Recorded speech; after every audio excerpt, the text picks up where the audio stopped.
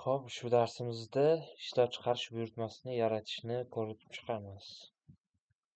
Buning uchun ishlab chiqarish moduliga kirib olamiz va ishlab chiqarish moduliga kirganimizda bizda work centerlar bo'ladi. Ya'ni bizda ish jarayoni ketadigan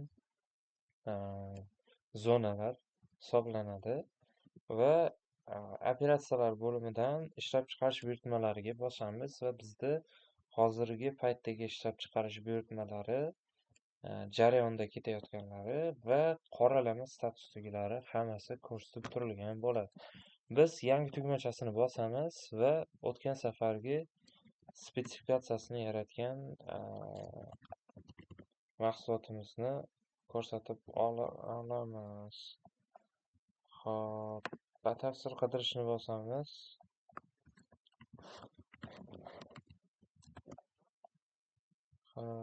Bizda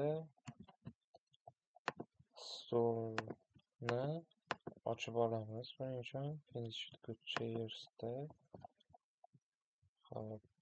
oxirrog'ida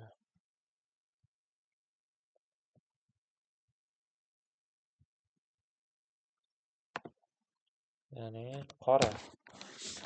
qorani tanlagandik, bizda avtomatik o'sha kerakli mahsulotlarni va operatsiyalarni ko'rsatib qo'ydi. Bizda shu opsiyadan 14 ta kerak, ya'ni shu mahsulotdan va 14 ta kiritiladi va bizda operatsiyalar ham shunga moslab chiqiladi.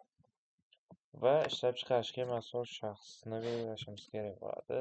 Ya'ni bizda ishlab chiqarish bo'limi boshlig'i belgilanadi va saqlash tugmasi bosiladi. Bizda MMO 26.008 buyurtma yaratildi. Faqatgina qoralama statusda hali.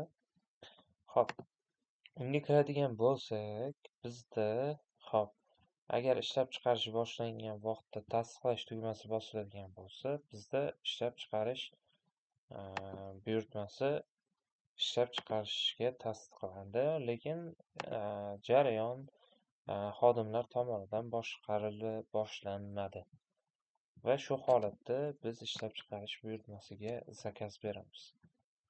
Darsimiz shundan iborat edi. Rahmat.